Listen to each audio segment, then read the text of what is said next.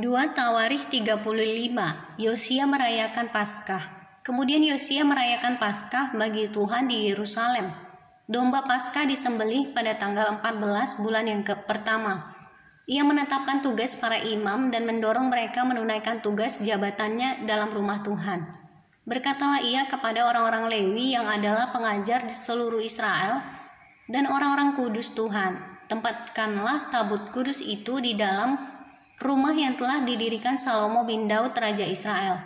Tidak usah lagi kamu mengusungnya. Sekarang layanilah Tuhan Allahmu dan Israel umatnya. Bersiaplah menurut puak-puakmu dan menurut rombonganmu sebagaimana yang dituliskan Daud Raja Israel dan Salomo anaknya. Berdirilah di halaman tempat kudus menurut golongan puak saudara-saudaramu yang lain, yakni kaum awam dengan satu rombongan puak orang Lewi untuk tiap golongan saudara-saudaramu itu. Sembelihlah domba Paskah, kuduskanlah dirimu dan adakanlah persiapan bagi saudara-saudaramu, supaya dilakukan apa yang difirmankan Tuhan dengan perantaraan Musa. Yosia menyumbangkan kepada kaum awam sejumlah 30.000 ekor kambing domba, yakni domba-domba dan kambing-kambing jantan yang muda. Semuanya sebagai korban Paskah bagi semua orang yang hadir. Selain itu disumbangkannya 3.000 ekor lembu, semuanya itu dari harta milik raja. Juga para panglimanya memberi sumbangan sukarela kepada rakyat, para imam dan orang-orang Lewi. Kemudian Hilkiah, Zakaria dan Yehia, para pemuka rumah Allah, memberi kepada para imam 2.600 ekor kambing domba sebagai korban Paskah, dan selain itu 300 ekor lembu.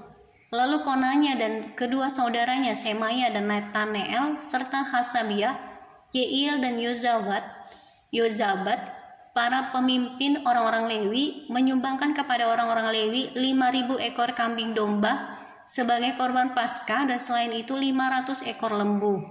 Setelah upacara ibadah disiapkan, berdirilah para imam pada tempatnya dan orang-orang Lewi menurut rombongannya sesuai dengan perintah raja. Maka disembelihlah domba Paskah dan para imam menyiramkan darah yang mereka terima dari orang-orang Lewi, sedang orang-orang Lewi menguliti domba itu. Tetapi mereka memisahkan korban bakaran untuk diserahkan kepada kaum awam menurut golongan puak mereka, supaya dipersembahkan kepada Tuhan sebagaimana tertulis dalam kitab Musa. Demikian pula dilakukan mereka dengan lembu-lembu.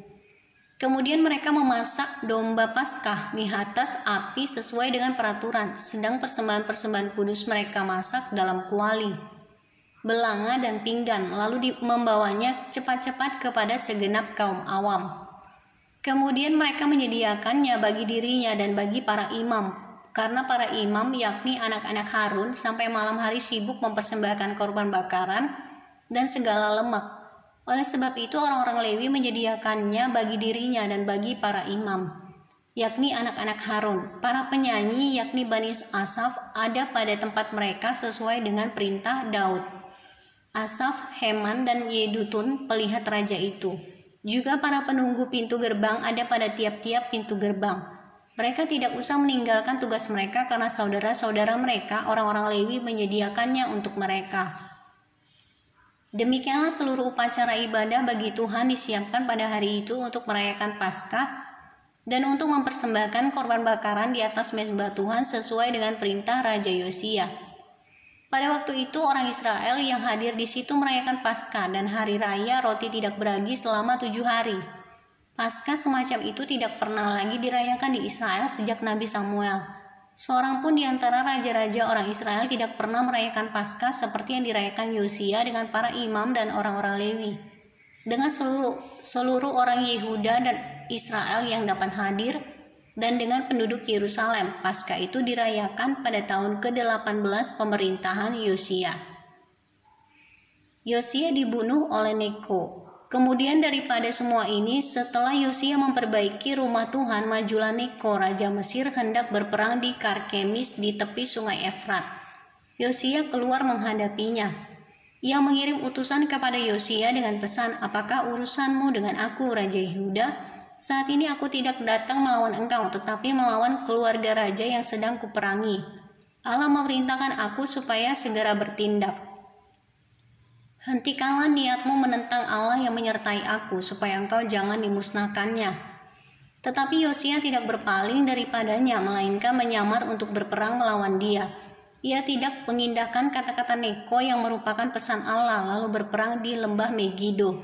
Maka pemanah-pemanah menembaki Raja Yosia, dan Raja berseru kepada orang-orangnya, "Bawa aku dari sini karena aku luka parah."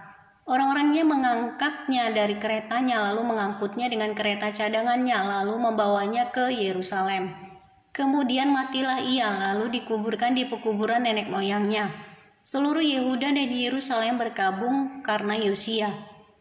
Yeremia membuat suatu syair ratapan mengenai Yosia, dan sampai sekarang ini semua penyanyi laki-laki dan penyanyi perempuan menyanyikan syair-syair ratapan mengenai Yosia, dan mereka jadikan itu suatu kebiasaan di Israel. Semuanya itu tertulis dalam syair-syair ratapan. Selebihnya dari riwayat Yosia dan perbuatan-perbuatannya yang saleh, yang sesuai dengan yang ada tertulis dalam Taurat Tuhan, yakni riwayatnya dari awal sampai akhir, sesungguhnya semuanya itu tertulis dalam kitab Raja-Raja Israel dan Yehuda.